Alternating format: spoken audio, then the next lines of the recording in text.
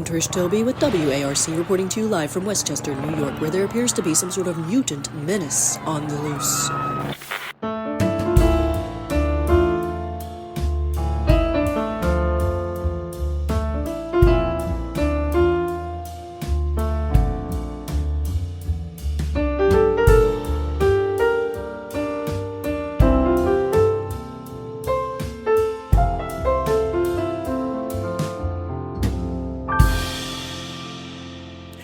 Hey everybody, and welcome to Mutant Menace. I'm Matt Aucamp.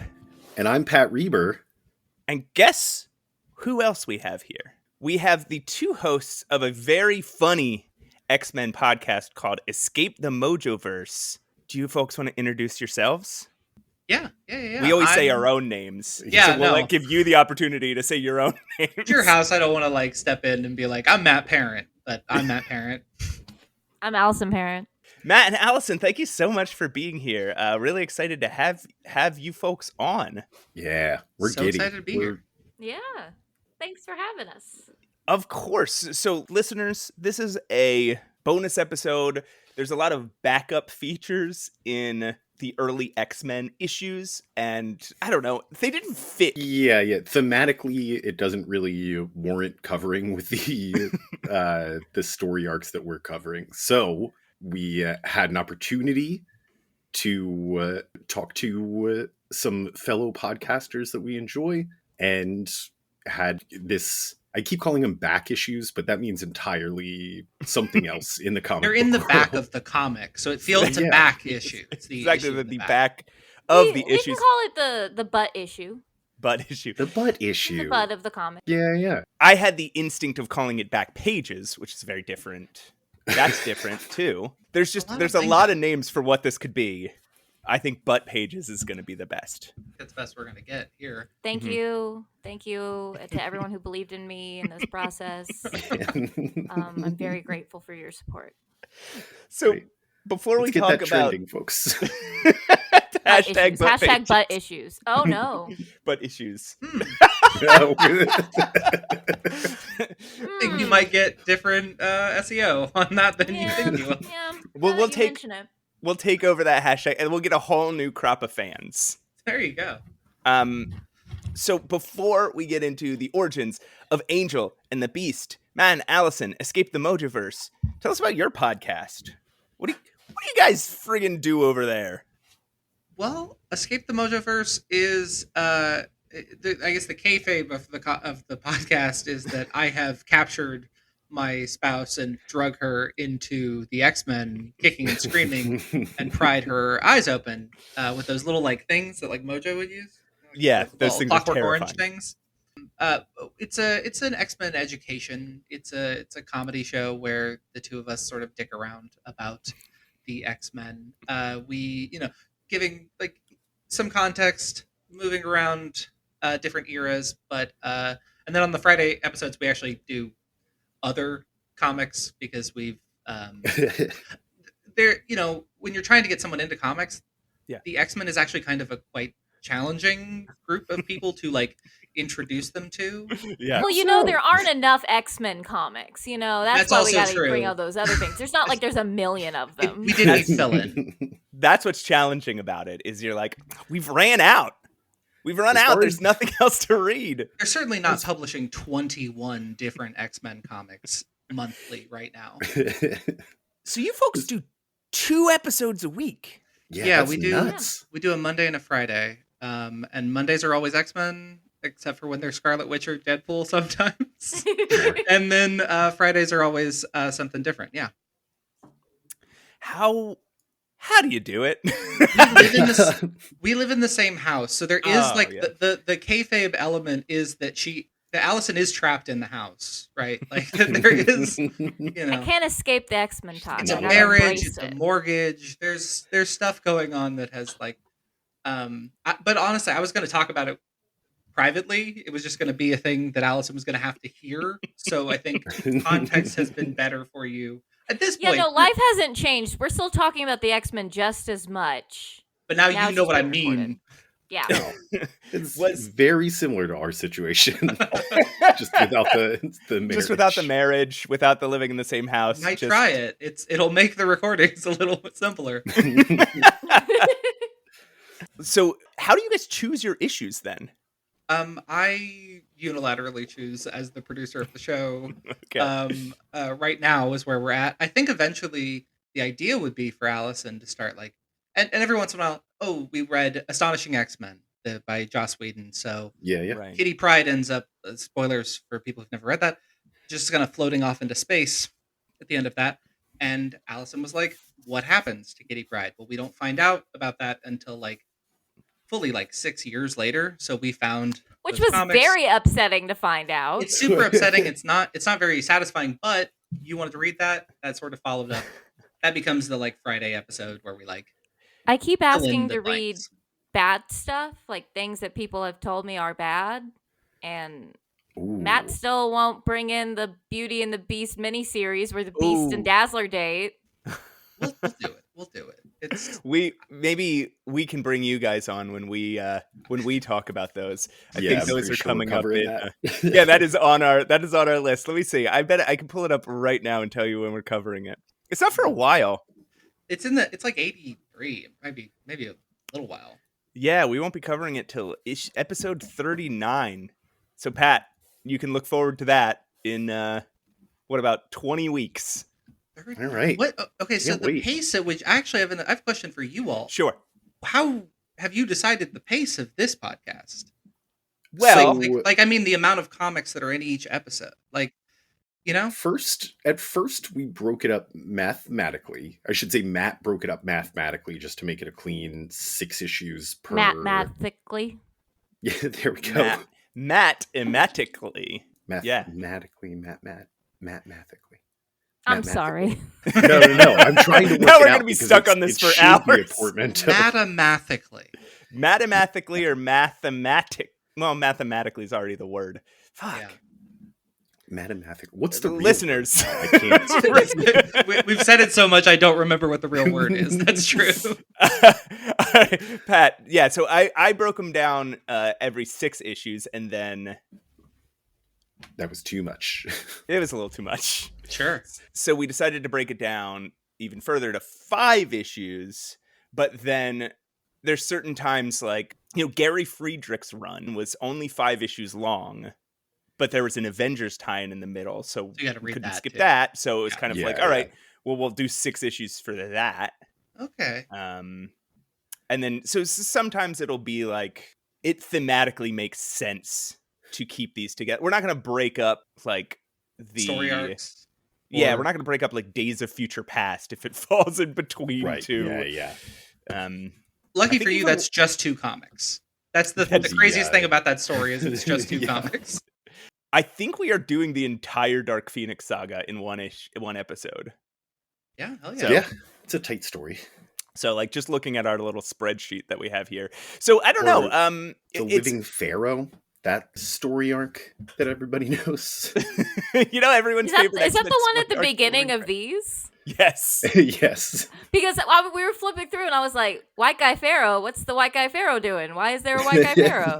Oh my gosh, yeah. We- And why does we talk about it? Cyclops yell a racial slur in the middle of one of those comics? Oh, It's Oh, the yeah. 60s. He should have known better even in the 60s, but it is like There was Different worse time. things a person might have randomly yelled in the 60s, unfortunately. I'm looking at you, Kitty Pryde. yeah. Oh my God. Man, she won't stop. She keeps doing it. She won't stop doing it. The first Um, time you're like, okay, it's a different time. But then it keeps happening and you're like, all right, well, now this is a trend. Yeah. Exactly. Now, I think we know your favorite word and we're all upset by it. Yeah, you're always using it rhetorically to like make a point. And it's like it on some level feels like, you just have always wanted to say it. I Well, that's- wonder when the last time she used it was. I'm hoping it was still back in the 1980s. So how much do you all talk about the sliding time scale of it all? Because the None. Marvel Not at all. Marvel operates under the sliding time scale, which Yeah. means that Scott is from the 60s, but he's still in the modern comics like 32. That's as old as Right. he'll ever get. He's always 32. And there's a way to make sense of it in your head. You're like, okay, well, a comic comes out and then a month later another comic comes out and it's the same day. So like there is an amount of like compression that happens that way, right? But because Kitty Pryde is in her 20s, like mid 20s now forever, she said that in like 2000. Like, no, not even 2000. If she's 20 and it's 2025, she fully said it in like 2012. Yeah, in the Yeah. 2010s. Yeah, she's Said a it like in the Twitter era. She's a tweeted Gen it. Z. Yeah. Cancel Kitty Oh Pryde. boy. They definitely would had God Loves Man Kills come out in 2012. Yeah. Isn't the sliding timescale based around Franklin Richards? Right? He ages at a consistent rate. And everybody else has to rotate around. Let me think about that. How old Because he is? is that there's because stuff different writers wanted to age up Franklin Richards to fit their stories? So the problem that would happen in that instance is that like Kitty Pryde has held baby Franklin Richards and now he's like 12. Oh yeah, And good point. There is this, but he's also Well, but I then can't. she was 13 and now she's Maybe she's 20. Yeah, maybe that's exactly right. I don't know. I remember, I think it was in one of there's a book by Douglas Wolk called All of the Marvels, where he read all of the Marvels from, way back in Millie the Model days up to, I think, when the book was released was like shortly after Hickman's Secret War. And he talks about it as if it's one big, long continuity. And I feel like one of the things he said is that you can always center it around Franklin Richards' age. I don't remember how and why. I think that Marvel wants that to be true more than it is true. A little bit. There are problems and benefits of how DC works, where DC does reboots, and Marvel works where Marvel doesn't do any reboots. They do soft reboots instead of like it's like narratively we've changed, but it's the same story. But it doesn't make sense is the truth, but that's fine. Do you all remember when DC did a reboot and then less than a year later did another reboot? Oh my god. I don't know. But yeah, Who knows DC? This isn't a DC podcast. This is a podcast about the X-Men. And sometimes Batman. And sometimes Batman. Batman is comes universal. Yeah. Batman comes up in a lot of podcasts just naturally, I think. He's a cultural touchstone. Mm-hmm. He bubbles up to he's always sitting somewhere in our like esophagi, and then he bubbles up. The plural for esophagus. Yeah. The world's Our collective esophagus. The royal wheeze esophagus. If the world is a collective unconscious, the world is a collective esophagi in which Batman sits, and then the world's collective acid reflux throws him up every now and then out of the world's collective mouths. Collective burp. Wait. I got a real question. Please. How old are y'all? I just turned 40. Okay. I am 38. Okay, what is it about turning 30 that immediately gives you indigestion?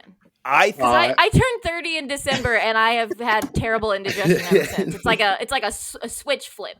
I thought you were doing the most aggro thing that's ever happened on that we've ever done as guests, and you were just like, age shaming our host. But No, you were commiserating. No idea. what did you want me to go? Oh, I thought that's what you were doing, and I was like, "Wow, this is gonna be a fun after talk where we're like, oh, did you have a Walkman? I bet you know what a phone book is. Oh my gosh. I had to I know explain you what a have phone a book Walkman. was to a student today, and I felt stupid. You all would have to ask. I've had acid reflux since I was like 6. I have a hiatal hernia. Which Oh, means so esophaguses are just on your mind a lot. Yeah, I'm just All nonstop the time. thinking about this esophagus and whether or not it could rupture and kill me in a matter of minutes. He's an esophagus. It can't. It won't. It could, but it won't. Good, but it won't. It could. It can, but it won't. Matt, I've always found it a wonder that you're so against the good work that Esophagus Man does. Isn't it curious that with all your esophagus This isn't going anywhere. Never mind. It would be too I complicated believed in to. you. I really did believe in you. I don't know what esophagus man That is. bit I could was have, willing to go with you. yeah, that bit could have had legs. We could have all yes-and it had you just had were, maybe you were one. Orpheus walking ahead of us, and we were like, we will follow you, but you turned around. It was just you had to have one more detail. You had to just give us What's one one little more thing. Come on. What's one more thing about All right, esophagus man? no, let's see. Let's go again. This is what I don't think was coming across. The conceit here was that Matt is actually Esophagus Man, which is why he's always saying he hates. Oh, we've never seen Matt and Esophagus Man. We've in the Never same seen that. Esophagus man on the Esophaguses. same Gotcha, gotcha. I don't think that was going to come along in That's my great. in my That's a cheeky really. dialogue. I love that joke. I'm sorry it didn't work. No, I think we can all look backwards and in our memory, that joke worked. Yeah. And Yeah, we yeah. were all better for it. You at home, Listeners. you put the joke together. You put- This was a DIY joke. Mutant Menace Pod at it's like the gmail.com. IKEA furniture of jokes. It's like, because I'm 38, it's like when you cut the paper dolls out and you could arrange them how you wanted them to. Dude, I fucked so hard with paper dolls. I loved paper dolls. Do they still make paper dolls? No, there's just phones now. They're Yeah. just They do always them on on their computers. phones. Yeah, now, that's yeah. all. Children only have phones. They have a big black know- mirror. And you know what's another thing? Is that because I was like just the perfect age where the internet was still good. Yeah. Like dress up games online. There was a peak in like 2008 where that was like peak internet. Like ask any 30-year-old woman and I guarantee you they have played a dress up game online. Maybe still this are like- doing it. This is like Club Penguin in a way. In a way. I mean, Or early Second Life. CD-ROM days, there was like a lot of Barbie dress-up games, I think, too. Mhm. Love a Barbie game. So- Barbie horse games. Can't be beat. As everybody can tell, this is a podcast about the X-Men, and all we talk about here is Of course. X-Men. And we've been course. talking about X-Men the whole time. And if you think otherwise, just go back and listen to that Esophagus Man joke. That's right. But Remember what do you that? say, folks, we get on track here for a minute? And do you guys want to talk about... Since he asked. Do you guys want to talk about the origin of the Beast? Yeah, I guess I like the other one more. To be I real. do. There's a lot in this Beast one. There's a lot of hats on hats. There's a lot going on. Yeah. And then the Angel one is like 3 issues long, and that's a much tastier morsel. I have Than more all of them. questions about the Angel one. Yeah, there's plenty going on there, but they do it real tight. All right, I'm going to dive in here. So this is the back of issue 49. It's called A Beast is Born. Produced by Stan Lee, written by Arnold Drake, drawn by Werner Roth, inked by John Ver Porten, and lettered by Iwatanabe. After a brief splash page of a man wrestling with a potential nuclear disaster, we open on Norton McCoy and Edna Andrews happily leaving their wedding and settling down into their new home. Edna is trepidatious because the town is empty, having just been built for the employees of the nearby atomic energy plant at which Norton... They live in a company town. They live in a straight up company Yeah, town, yeah. like the fucking Pullman people. Yeah, It's a they bad situation. they get paid script. It's not good. Norton assures her that everything is fine and safe. Of course, in the very next panel, disaster strikes at the power plant. After a lot of technobabble about nuclear power, Norton heroically takes matters into his own hands in an ineffectual radiation suit and prevents a meltdown, but lands himself in the hospital in the process. At the insistence of his wife, they move out of the town, and Norton finds a new job. Not long afterwards, Edna becomes pregnant, and the doctor warns that the radioactivity may have had an effect on the baby's development. Out comes Henry McCoy, a baby with giant hands and feet who drinks a bottle with his toes and punches his Uncle Bob in the face. In the back of issue 50, This Boy, This Bombshell, edited by Stan Lee, writer Arnold Drake, artist Werner Roth, inker John Verporten, and letterer Herb Cooper. So as Henry McCoy grows, he displays incredibly strange behavior and is constantly getting into trouble for it. He lifts his crib up in the air. He climbs on the walls. He shakes Uncle Bob's hand too hard. And Poor the Uncle whole time, Bob. his mom's just like, Henry! Soon, though, he enters adolescence in high school, and he's walking past the school's like terrible football team, and the coach out of nowhere calls him over and is like, "Hey, kick this ball!" And just to be like, "Look, this fucking nerd." Wait, can we curse? Yes, of course you can. Yeah, Okay. Please first. This fucking nerd can probably kick a football better than you. And then, of course, because he's the beast, and he's like, "Oh, indubitably, he does," and he kicks it so hard it knocks the coach over, and he gets put on the team, and he is so good at high school football that a TV crew shows up to film The Boy with the Golden Arm. They fill a stadium with people. They say 5 million people are watching this broadcast. It's a high school football team. He's so good at football. They've revitalized the stadium's economy. And 3 gangsters come to rob the stadium box office with a gas gun. They shoot a lady with gas. Literally, this is on the same page. It begins with, "Oh, Hank's really good at football," and ends with a lady getting gas. That's how quickly this story moves. So the police show up, very efficient police to show up immediately. The robbers flee across the field, as you do, into the cameras. And Hank kicks a football at one of them, throws helmets at the other, like they're fucking bullets. And one of the guys goes down, but then he pulls out a live grenade. And Hank climbs the goalpost and leaps down on the man's back, all on live TV. And then, because we need more, there's a man dressed as a conquistador, like rubbing his hands together all evilly and watching him on a weird science screeny hologram thing that later is going to be a TV in a different issue, so it doesn't matter that it's all weird and sciencey here. And he declares he has some nefarious plans. He's so good at football. He's so good at it. Really good. He's gathering the attention of criminals far and wide. Robbers and the conquistador are like, we gotta go get a piece of this guy. The Spanish Inquisition. He says like something about a marble in a peach basket. I think this idiom is just simply too old, and I have no idea what it's supposed to mean. I can explain this one as a sports please. fan. So he's just saying it's a sports thing. It is a sports thing. He's saying they can't catch. They're so bad at catching that they couldn't catch something the size of a marble in something. If you've ever gathered peaches, it's quite big. Yeah, the size of a peach basket. A marble's very tiny. I feel like I would struggle with that.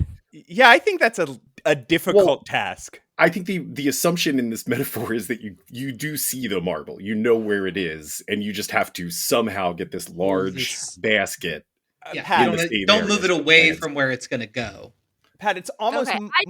I just thought that was another one of those things where it's like, I get my feet caught up in the ribbon of this typewriter, and I'm like, oh, this is so fucking old. Pat, as at the time of this recording, it is almost Memorial Day. Me and you, let's hang out in a park on Memorial Day and try and throw marbles in peach baskets. No. And we'll see how well we do.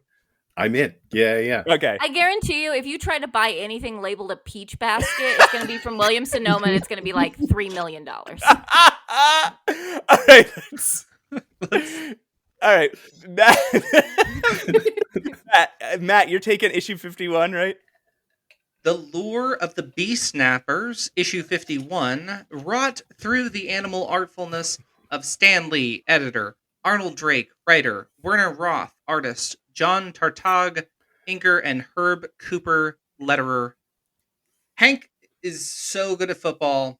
He's continuing to get better, and we see that the 2 men from last issue, El Conquistador and his servant, who he calls Chico, which made me feel very weird, continue to watch him on a weird bubble. It's not they do later have a TV, but this is the bubble that they're watching him on. Yeah. Chico rubs his hands together, and El Conquistador apparently has a plan for total human domination and sees Hank, a 14-year-old football player, as the final piece to make that plan come true. El Conquistador's army follow Hank on his way home from the game that night and try to ram a truck into him. Hank's whole thing is jumping, so he leaps over the truck off a building and bounces over a quarry via a crane. And apparently, this fulfills El Conquistador's final test. I did it! This is proof that you can jump. The only thing I've seen you do. His men try to trap Hank in a net, but because he's not Angel, it fails, and he beats them up. He's apparently pounding on them when El Conquistador zaps him with some kind of electric triple knife. Yeah, he has a sword that looks like a trident that he zaps him with. Why it couldn't just look like a sword? He pulls out his sword. He calls it a strange weapon. And it's like, you made it. He pulls it out and it's like, that's threatening. Oh, he's got a sword. And he's like, but wait, it's 3 swords. It's 3 little swords. Meanwhile, Professor X has picked up Hank on Cerebro and sent Iceman to collect him, only to find his parents' house empty with the signs of a struggle. He arrives back at the X-Mansion and Professor X starts to devise a plan. The issue ends with a single panel of Hank tied to a chair in front of El Conquistador, who has captured his parents. Ooh. In the back of issue 52, the crimes of El Conquistador, the crimes of the Conquistador, which is the same thing. It means the same thing. The same thing. So we have editor Stanley, writer Arnold Drake, art by Don Heck and Werner Roth, inking by John Tartaglione, and lettering by Sam Rosen. So we step back a bit in time to see Hank McCoy on his way from a football game getting zapped by, the big electric trident thing, because the electricity is the El Conquistador's thing, which doesn't make a whole lot of sense with theming, but, who am I to say? Whatever. They carry unconscious Hank to El Conquistador's hideout, which is an abandoned power station. Of course, we have the nuclear power theme.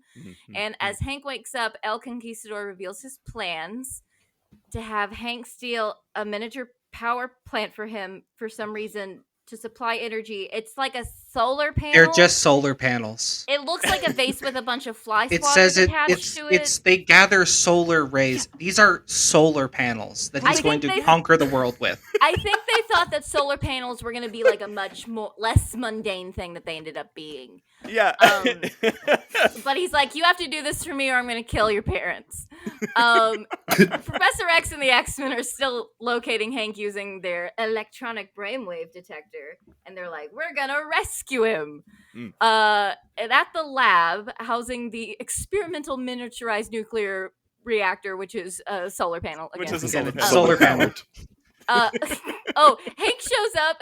And first of all, the greatest thing about these comics is that every now and then we get 2 soldiers interacting with each other. And they're just like, hey, what's up, bud? And they're like, I don't know if I can keep doing this. And then Hank just comes in and bounces over a fence. His favorite thing.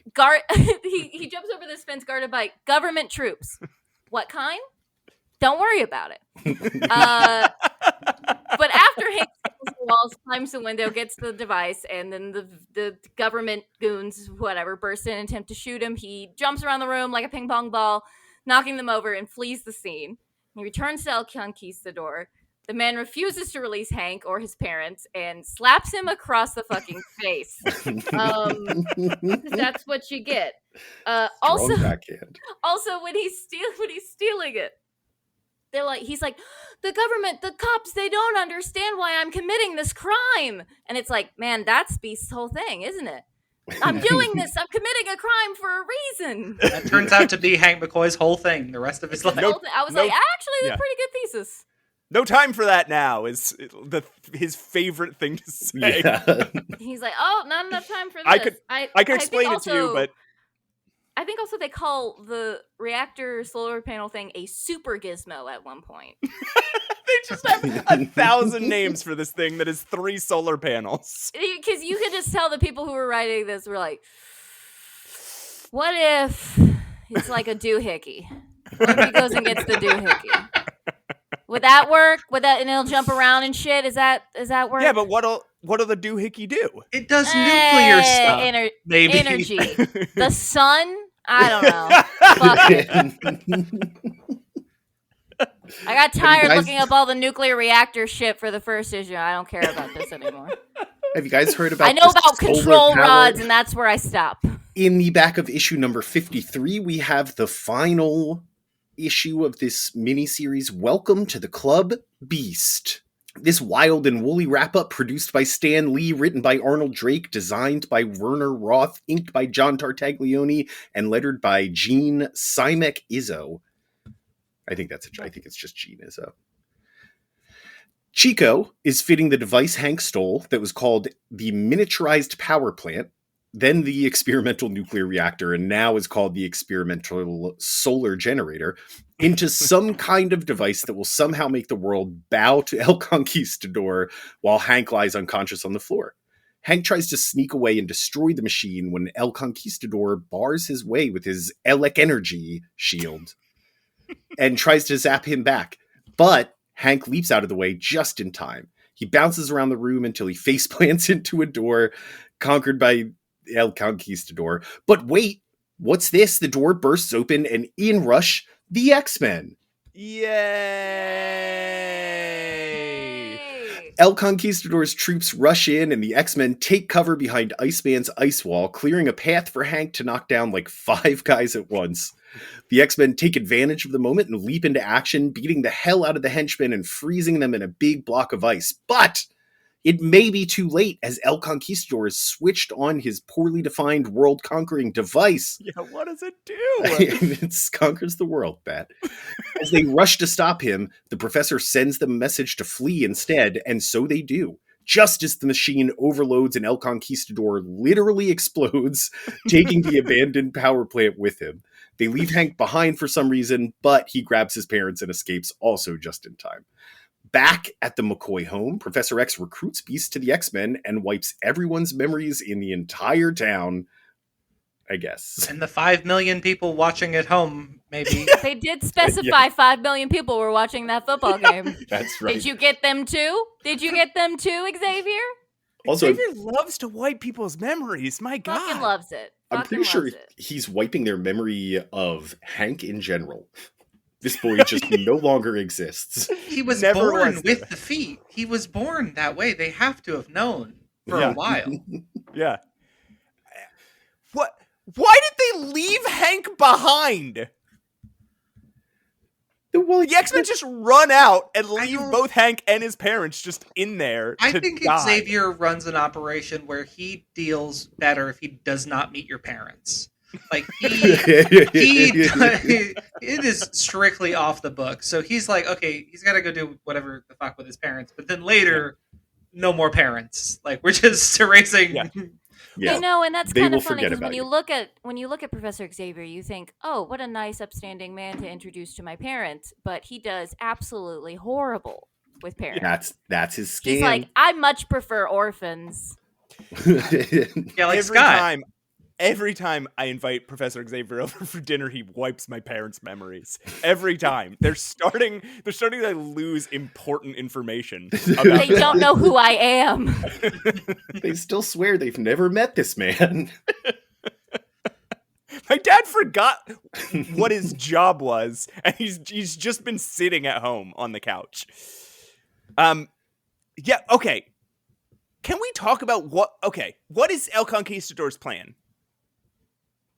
He's gonna use get- solar to take over the world. What is Yeah. he? is Why gonna he blow needs? Why does he need Hank to get this solar thing? Like, You know, would wait, not. you know what? I got a thought. Okay, This is actually, I don't know how stuff was in the 1960s, but I do live in Texas now, and I have literally seen a sign out in the boonies that said, "Say no to solar power." This is all for big oil saying, "No, don't use solar power. It's bad. Look, it blew this guy up." Allison, you may be right that there is like some anti-solar messaging here, but there's also anti-nuclear messaging here. Also bad. This is They're like, only coal. this is just Arnold Drake's like, I fucking hate electricity, and I'm gonna write about it. We should go back to whale blubber candles. I don't think he knows what electricity is. No, He I don't really think he does either. struggles with some of these concepts. It's sort of like when we didn't really know how magnets work, so Magneto can kind of do everything. Yes. Yeah. It's Magneto controls people's minds with magnet. Yeah, he reaches out to Professor X sometime. Like, they talk to each other across with Well, magnet. that's just because they're gay. Yeah. Yeah. Yes. As we is know, that- if Hold on. Is that what gay people get? yes, Yeah, gay people have telepathy, yes. They Yeah. get Oh! social connection. yes. That's so cool. That's really cool. Ugh. Never mind. What were you? I was going to say, we should have been gay for this podcast. Maybe. You would fit in better with the X-Men podcast, honestly. That's fair. Yeah, that's actually We are daywalkers in that regard. So. all of their powers and none of their weaknesses. Yes, we're Actually, it's very confusing to the children that we teach when we're like, oh yeah, we're married, and they're like, to each other. What's up with you two? I'm like, something's not right here. We want to bully you the way that we want to bully everybody. That's a little bit, But I see that you have a partner. Well, okay, speaking of gender dynamics, Beast always has some interesting ideas about gender. In that they're always bad. Yeah. Yeah. Even back then, even back as a kid, he's calling this girl damsel. That's I will say, after I read this, I went and I actually read the very first issue of X-Men because I'd never read it, and okay. I was kind of feeling like I was like, okay, let's see more of this. And like, he just straight up, the second Jean walks in, kisses her on the face, and like is pawing at her. Mm-hmm. Boo. So in that first issue, he's supposed to be like, I think they initially conceived him as like a a big like. It's like the Thing. He's like, Yes. You know what? It makes me feel better to look at a character like Hank McCoy, where he starts out dumb, and then they're like, all right, let's make him smart. And then you get this, where he's just doing puns and alliteration the whole time, and he's not even blue yet. It's like, you know what? I guess, I can change stuff a couple times. I can, things can grow. Yeah. The alliteration was making me root for the El Conquistador. Legitimately, I was like, I swear to God, if you say another alliterative thing, I'm going to just like lose it. Because what y'all don't know is that when we read this, we actually, sometimes when we read comics together, we read it aloud. And Matt had to read all the Hank lines. Oh my gosh! That boy is verbose. I got to read all the Conquistador lines, and it was great. If I had to read this out loud, I would have messaged our podcast and said, sorry, we're not coming. It's funny that what Marvel thinks is smart is Guy using a lot of big words, combining chemicals with his feet or whatever, but also still really hates women.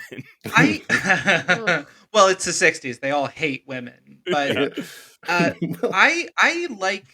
There is a really great through line for Hank in this moment to where he ends, which is that like he is like a second tier smart guy, like in the Marvel universe, like in comparison to like Tony Stark and Hank Pym and all of these other like super geniuses. Hank McCoy is one of the smartest people you'll ever meet, but he's not those guys, so he does overcompensate. I think like the verbose, like the word choice eventually becomes a feature, not a bug in this character. That's interesting. Yeah. He talked about it a few issues back, right? Just about how performative it can be because he feels it's so tied to his identity, like the perception of his identity, I guess. Yeah, that's true. Like he feels like he looks big and dumb. Smarter than us. Yeah. Yes. But he's the dumbest of his smart friends. He's the smartest of his dumb friends, the dumbest of his smart friends. Yeah. Right. Very relatable.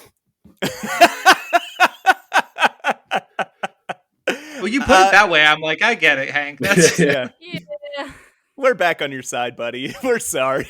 We're sorry your life is the way wish it you is. would talk to women differently, but like... Well, was expecting him at a certain point just to like turn around and be like, "Wow, look at the gams on that lady," and it's like, Oh my God. Yeah. I'm pretty sure he's done that in an issue. Yeah, I mean, stars and garters. when Iceman does it, we can forgive him because he's literally performing. Yes. Yeah. He He's working doesn't through know it. what Like, he's talking. oh wow, those ladies. I Wow, love their we love them. arms. What do we like? What do we like on them? Just saying the part of the body that Warren has that he likes out loud about women. Just like- Shoulder blade. The shoulder blade. Big shoulder Oh my blades God, on I those can't women. wait to get to the shoulder blade. Oh. But yeah, but it's Warren and Hank who are like legitimately problematic in terms of their heterosexuality. Here's some other weird shit Hank does is like climbs the scoreboard in the middle of the game. That's Well, gotta be a flag, right? Yeah, Like, get away it's from gotta this. be. It's to get away from his fans. Just to... Even then, he's on the news or on TV. Like they're filming him. This is the thing that's gonna happen when we talk about Warren here in a second. Warren is the only one of these kids who actually has like trauma in their back, like of related to being a mutant. Like Hank is a visible mutant in that he's got big box feet and big hands, but like there's a type of person that really goes wild for the shape that Hank is in real life. Warren has these Warren's having like this like traumatic like, do I need to cut these off or like I've gotta like strap these to my body. Yeah, He's having like a Black Swan moment. It's my favorite part of the Beast one is when he's a child and they draw a child with big hands and big feet and it just looks like it's drawn bad. They're like, oh, look how crazy this baby looks. I'm like, oh, it's just kind of a baby. It looks like when like people in medieval times drew cats. Like that version of a baby. Try to imagine as we watch Hank work through his teenage years, what that must have smelled like. He's an athlete. He's got giant feet. He can barely fit into his own shoes. He never wears socks. He's always barefoot. Okay, we did take this note. He says it's in 48. It's one you've already talked about. But he can wear shoe boxes as easier than most shoes. But the thing is, we got a bone to pick about this. That's most men can wear most shoe boxes easier than most shoes because most shoes are like size 6 and below. Yeah, right? Like that's fair. just true. Shoes produced in the world. Yeah. Just there are more shoes smaller than you than there are. That's almost always true because children wear shoes. Maybe that's what he meant. Maybe he's saying He's saying he's got like big block most feet, men. but he's trying to relate to us. Yeah. Don't worry.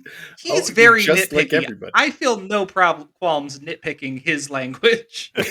You know what? I was on board with all of his little smart isms until he got to the you're computing your poultry before they've been totally incubated, and I was like, get the fuck out of here! Counting your before they You actually smart guy way to out say of here, it. you big nerd. Yeah, you actually I aren't love allowed to that. say that. Sir, you're not allowed to say that. We've looked it up. We've looked up the rules. You're not allowed to say that. He doesn't. You know when like you first discovered what a thesaurus was, so you're like, I'm gonna say every word as fancy as possible. He tries to do it a second time too, but he gets too far from his Your analogy. pheasant underneath the glass. Yeah, it's something like Yes. that. Yeah. There's an undercooked pheasant, which I couldn't think of another bird-related idiom that he's trying to expand. Professor X at that point is like, that's why they leave him behind. He says All right. that is literally he says the roast pheasant thing, and then the X-Men leave without him. He's like, that's the thing, and then Professor X is like, actually, guys, let's get out of here. Yeah. The panel we don't see is him. Sorry, we're just Guys, not, I think like, you forgot feeling me. your vibe. Yeah. This last one, right? The last one says it's from the X-Men Family album. That's what I believe. What the first one, what 48 says too. Did it? Does it too? Yeah, Mhm. I think so. Who's taking pictures of this? Of this one, I don't know. Who's up in the tree? He was just There's somebody- standing by. Just unethically standing there and being like, all right, here's an unconscious 14-year-old boy and his parents trapped behind glass. Memories. Yeah. Put it in the scrapbook. I think it's crazy. Okay, a few notes on electricity. Number one, Please. the plan didn't work, as is often the case, because the electricity didn't enter El Conquistador's transmitters, but instead entered him.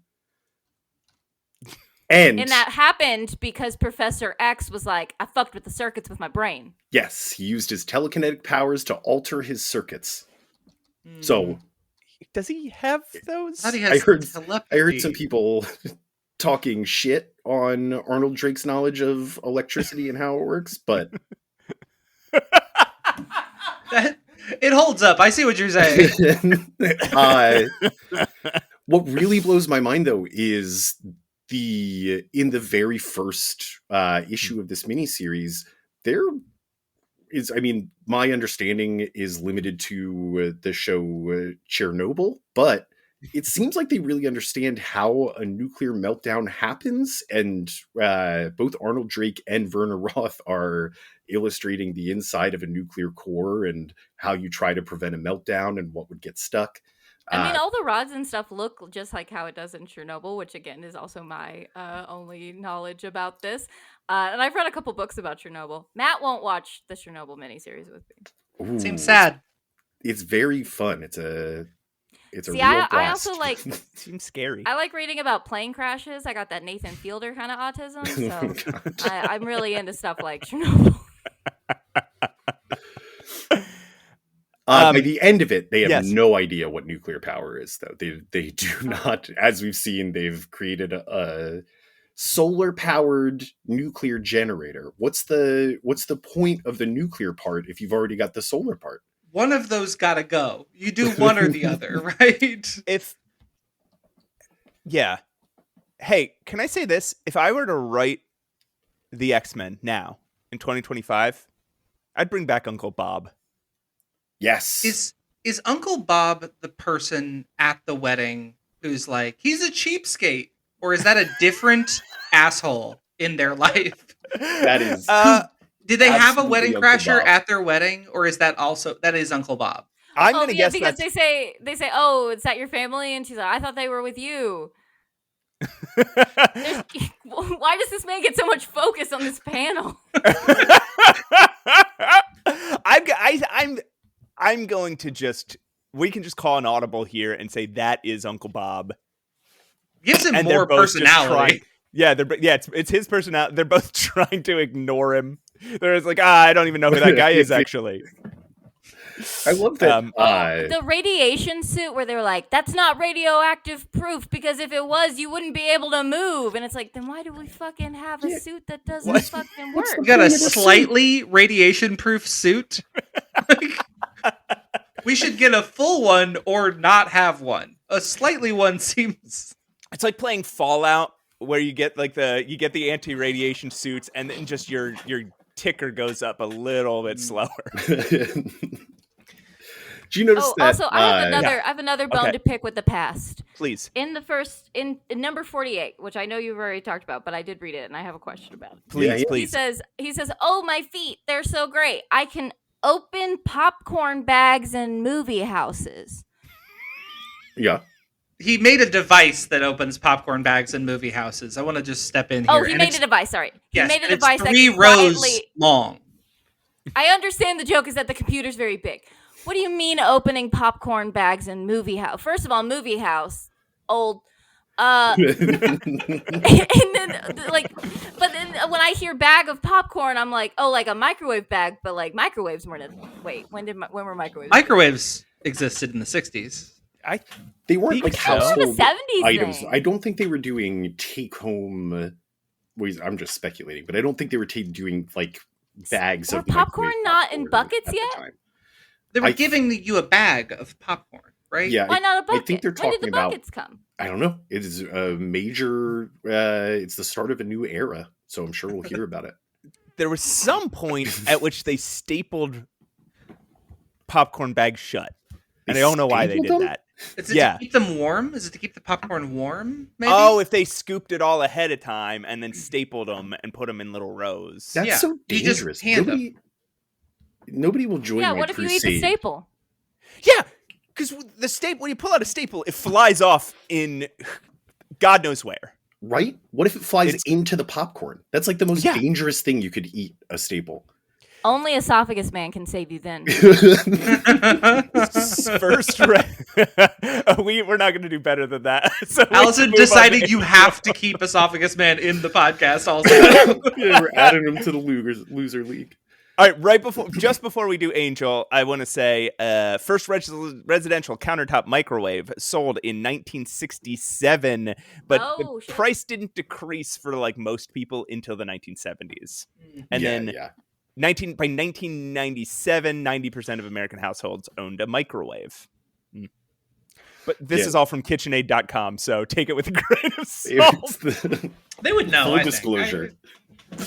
All right, let's move on to our Angel Origins mini-series, starting with the back of issue number 54, The $1 Million Angel. It's Ooh. angelic biography edited by Stan Lee, written by Arnold Drake, drawn by Werner Roth, inked by Vinnie Coletta, and lettered by Artie Simek. A 5 or so year old Warren sits 20 feet off the ground in a tree, rifling through a bird's nest as his parents plead with him to carefully come down. He shows no fear until, of course, he is attacked by the bird that owns the nest. He's knocked into the Worthingtons' $20,000 swimming pool. They make a point of mentioning the price tag, and he then narrates himself starting to drown. Cut to Warren recuperating with the help of his butler while his parents fret over how they can stop their child from his high-flying stunts. They settle on enrolling him in a private school with a high fence, which to me seems more like a challenge than a preventative measure. But we flash forward to Warren being a star on the school soccer team as a teen. He's apparently pretty arrogant about it, so the other kids look for something to pick on him for, landing on his pronounced shoulder blades. But nice blades. yeah, way to have big shoulders on your back. Kids will pick on anything, but it is crazy to be like, hey, you got big shoulder blades. Even these kids are like, what do we even... You see nice this guy's shoulders. shoulder He's so blades? tall and he's so hot. So What are we tall, supposed to he's make got fun of him such for? Big shoulders. And it's like, It's in the same panels where they're like, he's perfect, he's good at everything, but he has weird shoulder blades, and I will die on this hill. But I think all shoulder blades look weird. You know how like everyone's knees look kind of weird? You know that there's an image I of think- there's an image of 4 women bullying a 5th woman that's like Oh. a meme.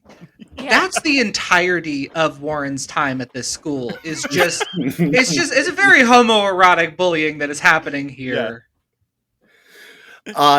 These shoulder blades, however, eventually form into small wings, which Warren worries will make him the subject of experimentation, so he becomes the worst possible roommate he can until he's assigned to his own private room. A few weeks pass, and Warren's wings grow out to the size we know and love. A fire breaks out in his dorm. He quickly hops out the window and learns he can use his wings to gently fly down to the ground.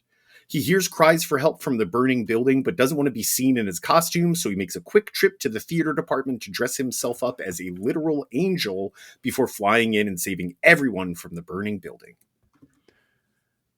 Whew. That was pretty funny that he's dressed as an He angel. dresses as an angel. It's It's a good adorable. bit. I love it. I have less mean things to say about these 3. These are pretty good. I love he grabbed a wig, a robe and Yeah. a wig to disguise Quite a wig. his face. He's also blonde, so it's just a wig that's a little longer than his real hair. Where angels I Got want it. more information about that roommate that he like ruined their life. Yeah. So much so that Well, it could be, the school said, we need to give him his own room. We will not It try. could be- what's his We're roommate not name? gonna two." try a different roommate. We agree. This guy sucks. Nobody should have to live no with one him. has to live with Warren. Just Warren just leaving like just trash out in like his socks just everywhere, like until I needed 4 panels of that. Where Angels Dare to Tread is another Time Was Triumph by Stanley editor, Roy Thomas writer, Werner Roth artist, and inked and lettered by Sam Granger. Damn, Sam. Wow. We open on a full-grown Warren in a costume. It's not as ugly as his new costume, the yellow and the suspenders, but it's not great. Still pretty ugly. It's pretty ugly. It's he has so many good whatever. He's flying above New York City with a big smoking gun because flying was not the gimmick. He's the avenging angel, and he shoots gas out of a gun at you like he's a villain in the Green Hornet. He got it from those gangsters that robbed that stadium. They robbed, but that happens later. That happens. Turns out him. They stole it from him. They did. They picked it up from the Avenger. It gets knocked out of his hand, so they found it. They found it. You're right. The gun is loaded with gas-filled ping pong balls that Warren himself stuffs gas into somehow. Which Warren uses to add to ping pong ball. The end. You know how you do. Yeah. To knock out a crew of burglars, except for one that he has to punch instead. Yeah. Unfortunately, the gas has wiped their memories of how they were stopped, so they don't recognize Warren. So he gets no notoriety for this, which is very funny. He's so beat up about it. Yeah. Warren goes back out to establish himself, takes out a couple of crooks, steals a mysterious vial from them, but then he accidentally inhales his own gas and gets dizzy, so he goes home. Little does he know, Cyclops and Iceman are in his apartment, waiting to offer him, hey, join the X-Men. Warren says, inhaling your own gas and then being like, oh shit, I gotta go home. I can't keep fighting criminals. I'm gonna pass out. These ping pong balls full of gas was a stupid fucking idea. What the hell? What am I fucking doing? I got wings. I gotta go home. Why am I not like flying into burning buildings? I'm shooting gas at whatever.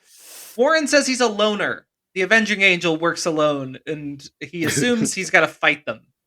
And that's how that one ends. Yeah. It's again, this theme in the recruiting the X-Men is they say no, and then they instantly have to fight each other. That's how you earn characters in Super Smash Brothers, so maybe that's sort of... a new challenger has approached, and once you defeat them, then you can use them. Can we talk about Warren's apartment? About the rent he's getting? $80 a month in Manhattan. $80 a month. And this is 60s Manhattan. This is back like between we should be in the streets of Manhattan. Unbelievable. All right. Issue 56, The Butt Matter. The butt matter's called the Flying A-Bomb. I'm sorry, you saying the butt matter? Wasn't that what we called it earlier? The butt issue. Butt issue. Butt matter. Issues. Oh, you're butt matter. Butt matter. I see how it's connected. All of it's bad. I think butt matter is worse than butt issue. Butt issues create butt matter. One often results in the other, and it's like a circle. Either way, one will result in the other. It goes both directions, you're right. Not all butt issues are butt matter, but all butt matter are butt issues. But most butt issues are caused by butt matter, and most butt matter causes butt issues. This is edited by Stanley, is the point. It's written by Roy Thomas. It's drawn by Werner Roth and inked by Sam Granger. No letter. Warren has not taken kindly to Scott and Bobby's uninvited presence in his apartment, would you? And immediately starts swinging. Scott could wreck this arrogant dork, but doesn't want to hurt him. Reason isn't working, so he instead uses his I-beams to collapse the skylight on Warren, bringing him down to the floor. While he's down, Professor X commands them to obtain the mysterious vial that Warren recovered, but Warren will have none of it and knocks Bobby unconscious. The professor then telepathically speaks to Warren directly. Pat, stop that. Informing him that the vial is actually an experimental nuclear explosive that has been activated by his mutant presence. That's how nuclear works now. Mutants got to go near it, then it works. The only chance is for Warren to fly the nuclear device so high into the air that it freezes from the cold. He couldn't have just put it in his icebox. At which point it can be disabled. Warren pushes himself to his absolute limit, withstanding the freezing cold temperatures until it's cold enough to disable the bomb. Everyone chalks Warren's arrogance up to him having inhaled his own gas. Oh, you must have been using that aggro gas. Although now we all know that's just how he is. Yeah, the gas knocked everybody else out. Why would it make him more aggressive? All right, the team is so happy that they're not even worried about who invented or intended to use this nuclear bomb. The end. Yay. Professor X had to think that he was sending that kid up to die, right? Right. There is a moment where Professor X is like, hey, he psychically enters Warren's mind and Scott's at the same time to say, like, everybody calm down. The reason we're here is because you have a nuclear device on you and it's currently active. And Scott goes, what the fuck? Nobody told me this. Why did nobody tell us this part? First in a long line of Scott Summers learning that Professor X has ulterior motives. And he's just like, catch up, Slim, let's go. But Cyclops doesn't even like question it when Professor, because it's happened so many times. Professor X is like, get that guy. He said no to us. Get that guy. And Cyclops is like, yeah, okay, I'll beat him up. I'll beat him up for sure. This is what we do. We will beat him up because he dared not join the team. That's a gang. That's a gang. That is what a gang does. That's a gang. Yeah. This is how they've gotten all their members. And then it's how they fail to recruit like Blob. Yeah. That's how they form a few enemies. Yeah. It's that they're like, this is Blob. Like, they must have been so confused. Like, what? Why was he mad at us? This is just what we do every time. Oh, you know what character I really enjoyed in number 55? What's Big that? Albert. Big Albert the criminal. He says, you're not gonna catch Big Albert. That's his whole thing. He's big. You're not gonna catch He him. didn't even seem that big. Regular sized Albert. Well, on the Warren streets, you got to call yourself big if you want to survive. Warren should have turned around and said, you think you're big? Check out these shoulder blades. Yeah. Warren's really hot. That's I think an important. I think that's an important thing to say here. In 55, especially when he's in his like suit and then like he's shirtless and then later he puts on like the business clothes. Man, holy shit! That's the reason he has any staying power at all. Not a lot of personality, but he's drawn very attractively. That's been his whole thing. Like his whole thing throughout all of Marvel history is this man's attractive. He can afford to be hot. Yeah. All he can do is afford to be hot. Every superhero can fly, we know. But this guy's hot. He's really hot. Yeah, he doesn't have a job. And dumb. All good things. Yeah. He spends all day in the gym. He gets cosmetic surgery. Of course, he's the most handsome of X-Men. Also in this issue 55, Werner Roth, on that first page, the first splash panel, Werner Roth draws him having a little bit going on in that in those underoos. Yeah. Yeah. What? I think there's no reason for that errant line besides Werner Roth going. Yeah, there's a big penis and balls in here. You also you know. think he was like, should I do it? Should I do it? Oh, whoops. You absolute maniac. My hand slipped. Oh, well. Can't fix it now. It's there. Mm-hmm. All of the X-Men were fucking jocks, dude. Yeah. Yes. There is nothing funnier to me than an X-Man in a football uniform using their powers. Or in this case, soccer. soccer being a really interesting thing here. According to a Wonder Years episode I watched once, the 60s are when, and early 70s are when soccer really exploded in the US. There was like especially soccer programs for kids. There was also a big professional push right around this time. It was 1967. FIFA started the United Soccer Association, where they just imported European teams over. So people really, truly didn't care.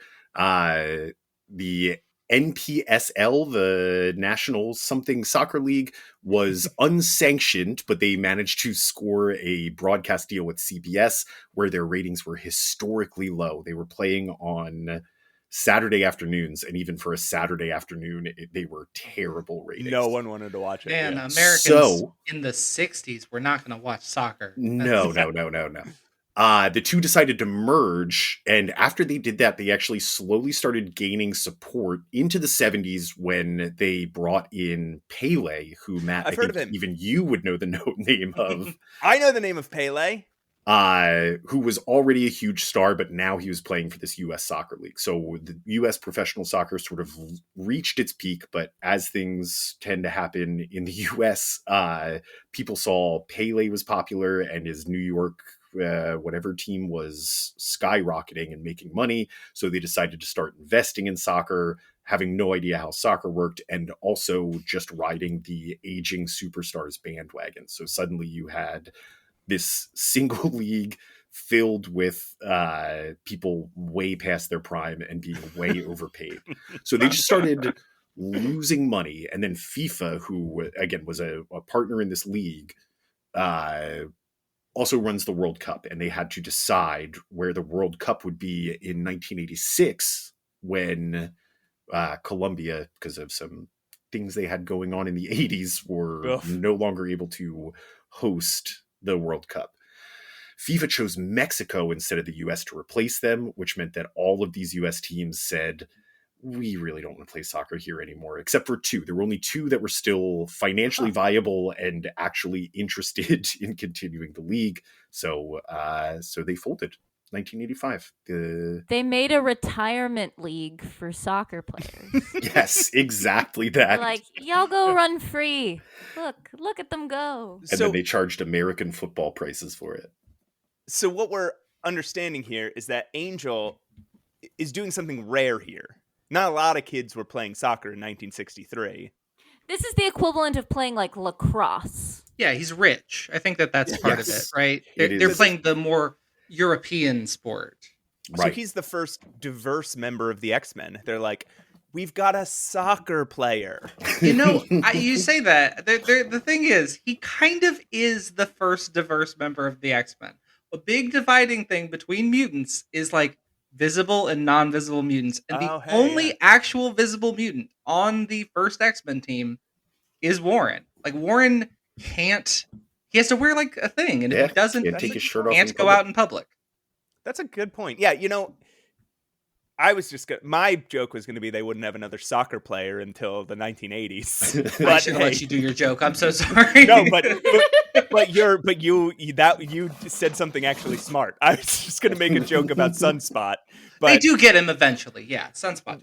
Yeah, Sunspot, and then because Sunspot is introduced at a soccer game, and someone calls him a slur. Oh, it's yeah. Hate crime. Yeah.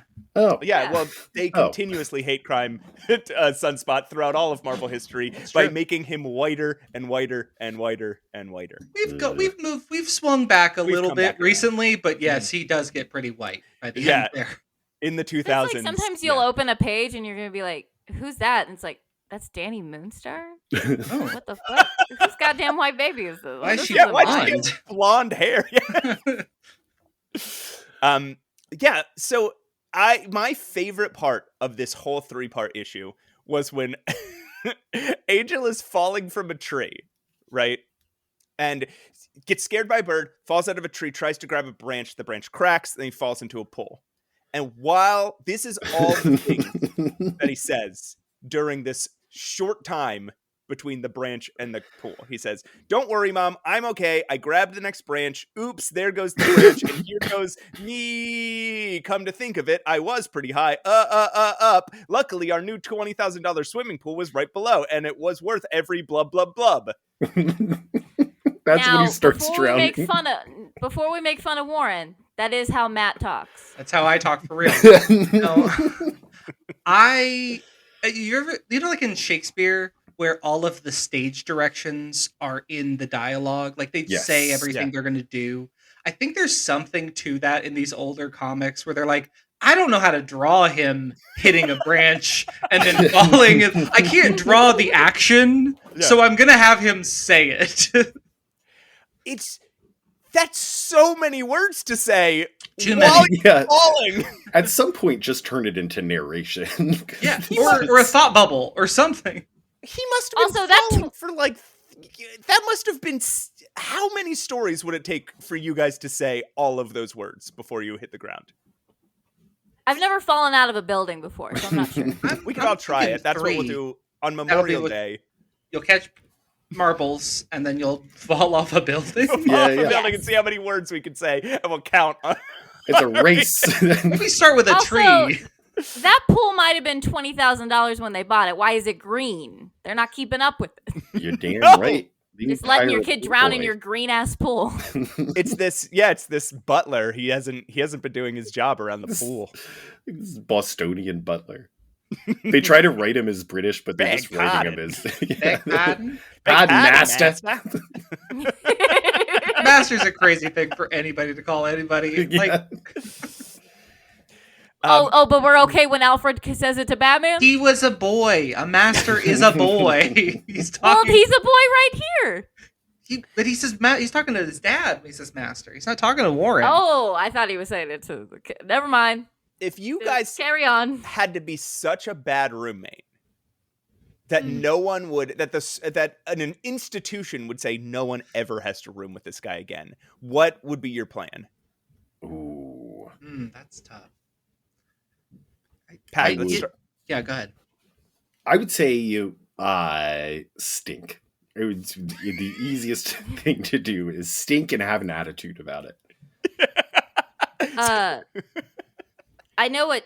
So when I was in college, my first year, I was in a dorm and it was with a girl that I didn't know. We were just like randomly matched, and I had this thing that was really bad, happening to me a lot in early college, late high school, where I would be so sleep deprived. I would hallucinate seeing a spider. Like as I was falling asleep, I would see a giant spider and I would scream. Oh my god! Now, this was just a common thing that I had just accepted for like a couple of years. And it happened to me one night. I screamed and she went, "Are you okay?" And I went, "Sometimes I see things." And then we never talked about it again. How could she? How could she talk to you about it? How would you bring that back up? Oh my god! So that doesn't get you a personal room, just by the way. Matt, what would your I can't strategy? beat night terrors, but maybe some combination of smelling and night. I don't. My one thing I'll push back on the smelling. This is an all boys school. You have to smell bad Really bad. to get your own room. Well, you have to imagine everybody's already sweaty and hormonal, so there's a really bad smell there. But then what if you like wash your laundry and don't dry it and just kind of leave it in a corner? Like, that's the kind of smell you have to introduce in this environment. That's I think I do glasses of pee. Why does this guy leave glasses of pee around? You went straight. You were like, I I'm think not that would fucking do around. it. I'm not doing any jokes. I'm telling you exactly what I would Glasses fucking of do to pee. get my own room. Why is this Nuclear man option. leaving glasses of pee on our shared table? It has to be in a common area. Exactly. Yeah. Put them in the sink. Totally full, just in the sink, not dumped out, not washed out, just in the sink. Put him in front of the television so he has to move him if he. Yeah. While you're at it, go ahead and start like playing the Piccolo or something. Instrument's really good. Right, just two. You don't have to get good at the instrument, too. That's the best part. I love that. I'm playing the piccolo and I'm leaving glasses of pee all around. And I think you also have to.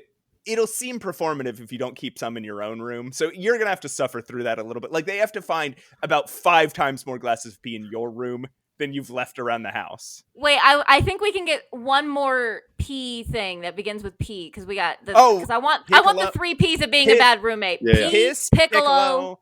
Porn.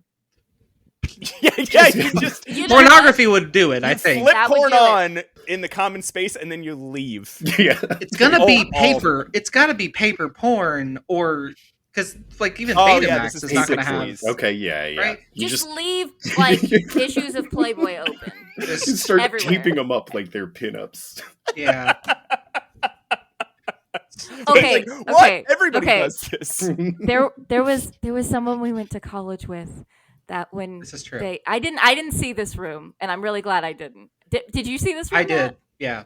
Oh no. Do you want to describe No, it? you say it. Oh, I'm not no, saying it. Okay. Oh, no, Yeah, I wanna oh, hear the no, oh, legend. no, The oh, no. entire room, all of the walls were covered in anime girls, in like hentai anime pictures, with a Hago face, with like cum face. Like they were all all over the walls. every single one of them was. It was vile, is how I would That's describe it. So fucking gross. So It was, so we all Piss, stopped being friends with Piccolo him. I think porn. in that moment too, when we walked in. Do you guys remember? I don't think you need the piss or the Piccolo at that point. No. I think porn can do it on its own. Yeah. Oh boy. Oh my god. Do you guys remember back like with old printers, there was a website you could go to and put an image in there, and then it would print out like a dot version. Dot matrix printers. Yeah, but no, it would do this. It would print out like a dot matrix pattern of this image on 20 or 30 pieces of paper, and you could like tape them up on your wall next to each other, and you would see it would form the image, but Yeah. in giant size. There's a guy in the dorm room next to me that did that with his own head, and just that was the If you'd done it with decoration your of head. his. That would be cool. No, if he done it with your head, that's the I gotta get out of here. That's You scary. Can't make That me he did live it with his him. own head. throwing darts at it. Do you have that guy's number, Pat? Nope, I don't even. This guy sounds awesome. I remember his name was Jeff. If you guys can find Jeff. All right, Listeners.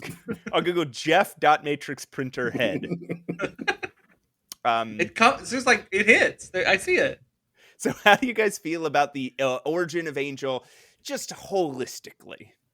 I think he's got the same theming problems as the Conquistador. In what? I got wings, yeah. but I'm gonna shoot a gas gun. Yeah, Come on, yeah. my dude. Come on. Yeah. I kind of loved this. It's kind of delightful that he has this dumb origin and that he tries to be this superhero so ineffectively.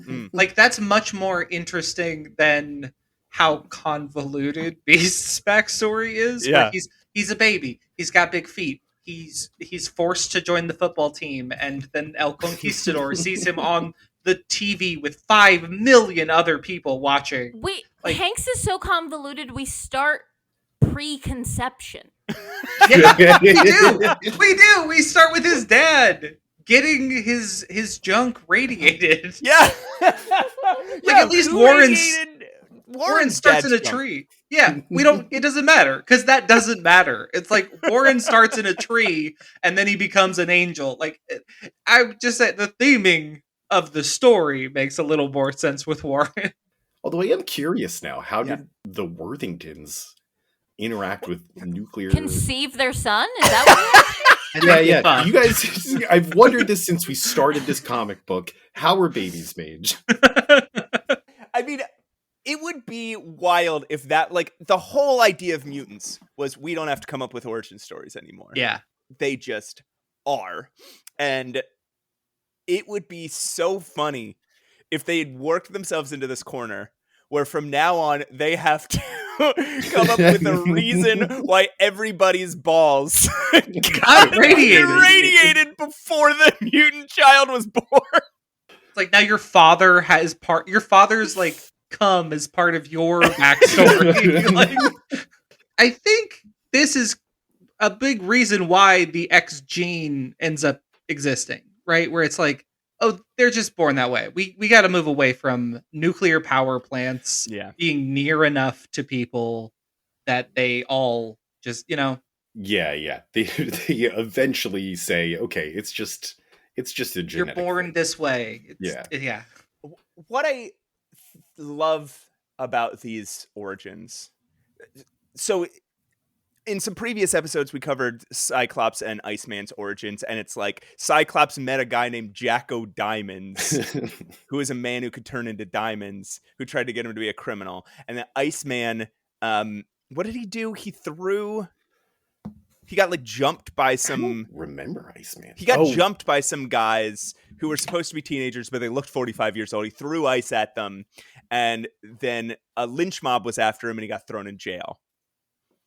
And obviously, in both of these cases, Professor X wiped everyone's mind. What I love is that this is now canon. This is when you're reading the X-Men, when you're reading the Krakoan era stories, when you're reading the final, like the late evolutions of these characters, this is where they started.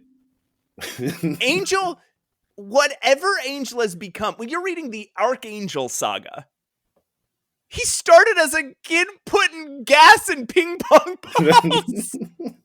Do not let me write the X-Men, or I will put Warren back in that outfit. I will have him use a gas gun for real. He will be like, you know what? I'm an adult now. I could probably do this better.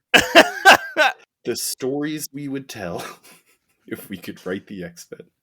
Well, listen, Matt and Allison, Escape the Mojoverse, thanks so much for being here to talk about these two ridiculous stories with us. Thanks so much for having us on. Remind us where people can find you. You can find individually. You can find us on Blue Sky at Matt Parent or at Allison Parent, and then you can find Escape the Mojoverse at Escape the Mojoverse on Instagram or Mojoverse Pod on Blue Sky.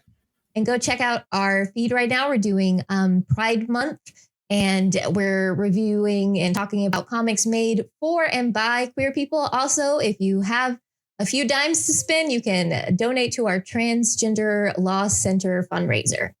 Outstanding. That's awesome. Do you have anything else that you guys want to say before we go for the goodbye? This is so great. We had such a great time. Thank you. Yeah. This was a blast. Had an Thank amazing you so time. much. We got to bring you back sometime. This was a lot of fun. Yeah, we'll have to have you on Escape the Mojoverse. That'd be incredible. Everybody listening, thanks for listening to this bonus episode. We called it a bonus episode. This is definitely as long as a normal episode. And you can, follow us on Instagram at Mutant Menace Pod. Mutant Menace Pod. Email us at mutantmennacepod@gmail.com. And follow us on YouTube and like us and whatever. Do all the things that you do with a podcast. All right. And as we say at the end of every episode, I'm no longer Mr. Confidence of 1963. And as we always say, it's gas! And as always, it's not exactly the world's best trampoline, but beggars can't be choosers. And as always, folks, good gravy. If that wasn't a flying man, I'm ready for Senior Citizens City.